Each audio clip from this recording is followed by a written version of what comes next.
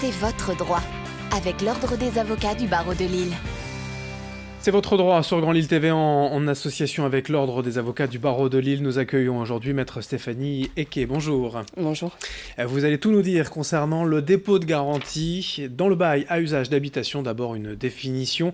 Qu'est-ce qu'un dépôt de garantie ? Alors c'est une somme que verse un locataire entrant dans un logement au moment de la signature du bail, souvent en même temps que le premier mois de loyer. Actuellement, c'est une somme qui est équivalente à 1 mois de loyer hors charge pour les locations non meublées et 2 mois de loyer hors charge pour les locations meublées. Question peut-être un peu simple, mais à quoi ça sert ? Alors, le dépôt de garantie sert à garantir le propriétaire contre une mauvaise exécution du locataire de ses obligations, telles que son obligation de payer les loyers et charges, et également son obligation de ne pas dégrader le logement, par exemple. Le propriétaire bailleur, lui, doit-il restituer obligatoirement le dépôt de garantie à la fin du bail ? Oui, tout à fait, il le doit. Il doit d'ailleurs le faire dans des délais qui sont bien précisés par les textes, 1 mois ou 2 mois maximum selon les cas, à compter de la restitution des clés par le locataire. Et s'il ne le fait pas dans ces délais, il peut effectivement encourir une sanction.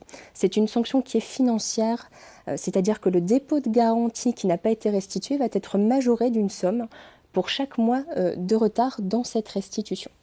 Il existe quand même des cas où le propriétaire est autorisé à ne pas rendre ce dépôt de garantie. Oui, en effet, il peut conserver le dépôt de garantie, par exemple, lorsqu'il déplore des impayés de loyer ou de charges.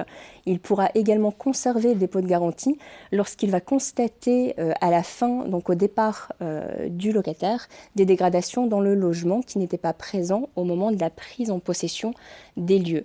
Dans ces deux hypothèses, soit le montant des arriérés locatifs ou des réparations locatives est inférieur au dépôt de garantie. Dans ce cas-là, le propriétaire va tout simplement conserver une partie du dépôt de garantie et restituer le reliquat au locataire.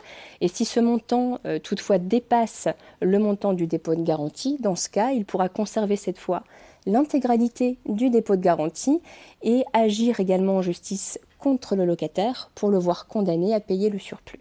Quelles sont donc les garanties pour lesquelles le propriétaire bailleur peut conserver légitimement le dépôt de garantie ? Alors tout d'abord, il devra pouvoir s'assurer de justifier de l'existence d'impayés locatifs ou de dégradation dans le logement.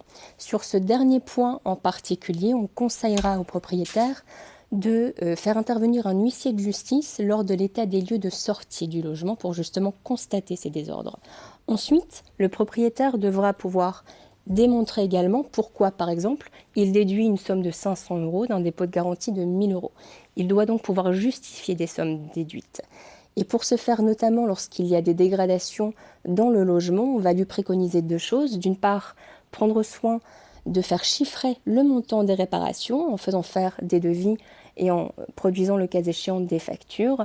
Et on va également conseiller d'effectuer, de tenir compte tout simplement en fait, de l'usure normale des matériaux et d'effectuer un abattement lié à cette vétusté. Par exemple, on ne pourra pas effectuer une facturation de la pose d'une nouvelle moquette à un locataire sortant si celle-ci a été posée 15 ans plus tôt.